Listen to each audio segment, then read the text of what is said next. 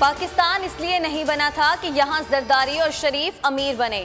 30 साल में मुल्क का पैसा चोरी किया गया। वजीर आजम का मालाकंड में तकरीब से खिताब, कहा इनको खुद नहीं पता इनके पास कितना पैसा है। इनके पैसे की लानत ही है जो इनके बच्चे झूठ बोल रहे हैं। लानत है ऐसे पैसे पर। कभी अस्पताल जाते हैं और कभी जेल जाते हैं। हमारे लिए ये सब इबरतनाक चीजें हैं। चोर और डाकू के अल्फाज सुन सुनकर लोगों के कान पक गए। हमने अगर चोरी की है तो साबित करें। एहसन इकबाल का वजीर आजम को जवाब। प्रेस कॉन्फ्रेंस में कहा कि नून लीग के मंसूबों पर अपनी तख्तियां लगाकर ताने देते हैं। 3 साल में आपकी क्या कारकर्दगी है। आज हुकूमत स्टेट बैंक को IMF के पास गिरवी रखवा रही है। PDM तोड़ने की साजिशें हो रही हैं, लेकिन हम बच्चे नहीं। मौलाना फजलुर रहमान की सहाफ़ियों से गैर रस्मी गुफ्तगू। कहा पीपल्स पार्टी से मुस्बत जवाब की उम्मीद है।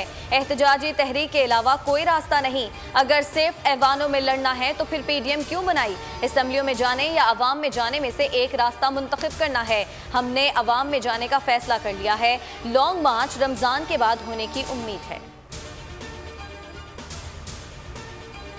मुतबादिल इमरान खान का नहीं, मरियम नवाज का तैयार हो चुका। मुआविन खुसूसी शहबाज गिल का दावा। कहते हैं मरियम नवाज अपना मुतबादिल तैयार होने पर गुस्सा है और परेशानी में इधर उधर भाग रही हैं। फिरदौस आशिक अवान ने कहा PDM की रूह परवास कर चुकी है। जानी राजकुमारी और कनीज़ों की आहो-बका सुनी जा रही है।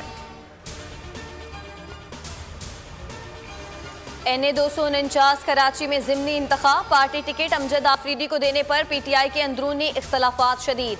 हल्के से मुंतखब MPA Malik Shahzad Awan Mustafi.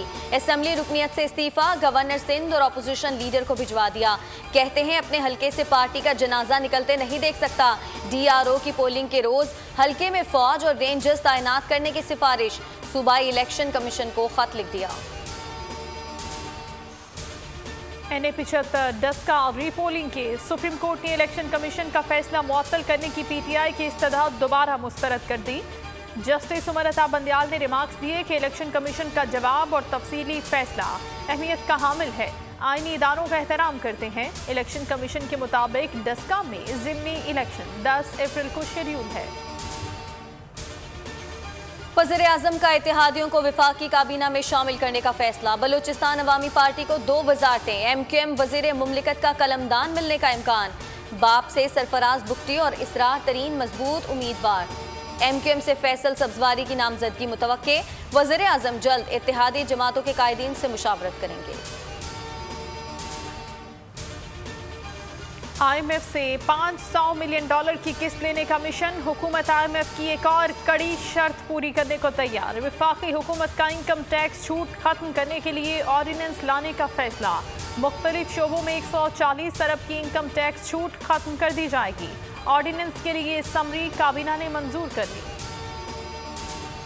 Sri Lankan chief of defence का GHQ का दौरा। Army chief general Qamar Javed Bajwa से मुलाकात।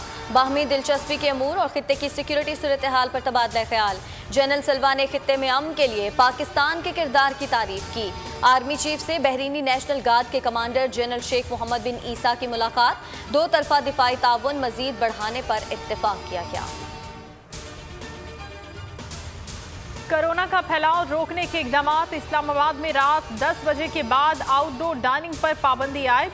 रेस्टोरेंट्स और होटल्स पर टेक अवे की सर्विस की इजाज़त होगी। हफ्ता और इतवार को मार्केटें, रेस्टोरेंट्स मुकम्मल बंद रहेंगे। नोटिफिकेशन जारी। सब्सक्राइब करें और बेल दबाएं ताकि कोई खबर रह न जाए।